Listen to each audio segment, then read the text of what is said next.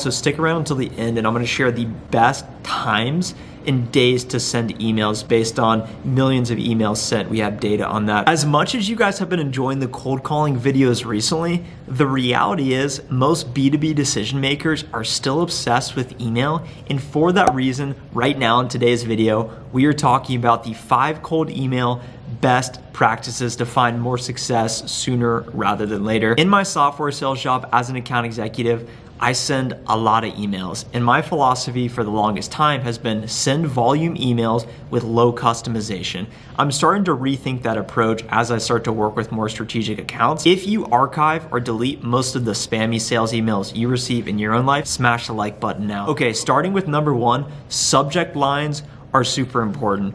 As we measure the success of emails, the 2 main metrics are essentially click-through rate, open rate, essentially interchangeable, the percentage of people actually opening and clicking through the emails, and then response rate.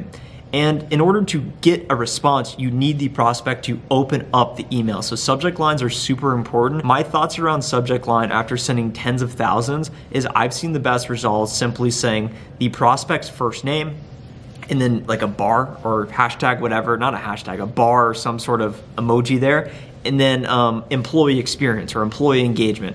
1 to 2 words in regards to what you are trying to sell them.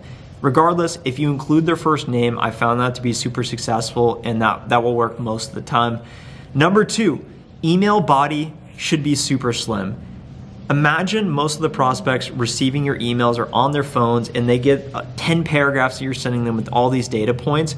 They're immediately going to be turned off and just say, I'm not going to read this. For example, a lot of you reach out to me on LinkedIn, which I really appreciate it. And if we haven't already connect with me now. But I get some messages from people that are paragraphs and I instantly say, I'm going to read it because I really care. But a lot of the time I'm like, I don't want to read this because it's really long. And think about that from the prospect standpoint. If it's too long, they're not going to read it. They're not going to give you the time of the day.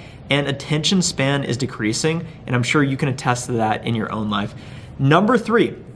This one's a big one, and this is the one that I think is most important, so we're gonna go deep on. Personalizing emails for extra points.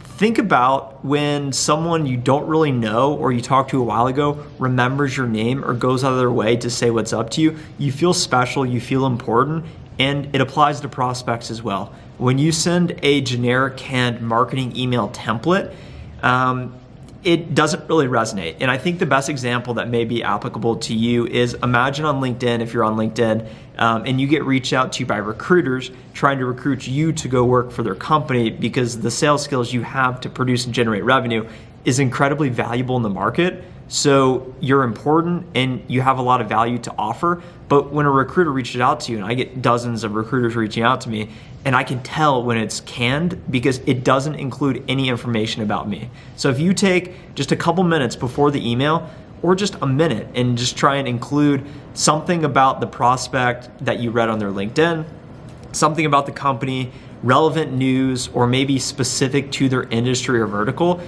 I think that resonates and that makes them feel that special factor. And I think that leads to better response rates. But the trade-off is customization, as you know. I found myself some mornings taking 25 minutes just to send 5 simple emails. So the time can add up. So you really got to be careful with how you're spending your time. But ultimately, personalization will lead to better response rates. So you'll need to find the right system that works for you. Number 4, follow-up is inevitable. And the data point on here is that 80% of sales require at least 5 follow-ups after the meeting. This is true. In my own sales job, my experience and a data point I had read is it takes at least 9 calls to get through to them. So from an email standpoint, it's probably even more. But you got to think when you're reaching out to a prospect net new, it's going to take at least 5 to 9 outreaches to get a hold of them. So me personally in my email sequences, and also stick around until the end, and I'm going to share the best times and days to send emails based on millions of emails sent. We have data on that. But ultimately, what I use in my job as sales tool, you guys are always asking about the sales tools. We use a system called Outreach. Outreach manages my tasks, so my calls and my emails. My first email sent out to prospects is always a manual email, meaning I need to interject, I need to add anything I want prior to sending. in which case I usually add a bit of customization, or if I'm feeling lazy, I'll just press send and send out as many as I can. And then the rest of the emails are auto emails, because I think the customization on each step would take way too long. Unless it's a really high level prospect, I would advise against that. But ultimately, as we think about a lot of follow-up, build a system that works for you, that you can scale follow-ups, that you're not tracking everyone. You need to be able to do it automated. So if your company doesn't have a tool like Outreach, figure out a system that can allow you to do a lot of follow-up.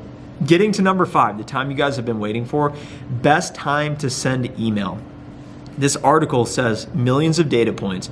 Essentially, the best times are Tuesdays, Thursdays, around 10 a.m.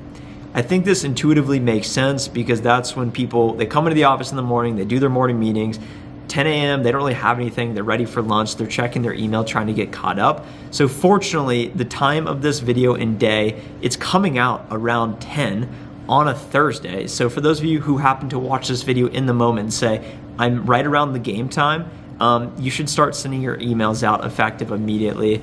If you enjoyed this video, make sure to smash the like button now. Comment below for the algorithm. If you don't know what to say, comment the typewriter emoji to symbolize all of the words you're typing in your emails. Of course, subscribe to the channel for more sales videos. Connect with me on LinkedIn if you'd like to join networks. And as you know, I'm putting the tick in the talks. Follow me on TikTok as well. Have a nice rest of your day. Bye.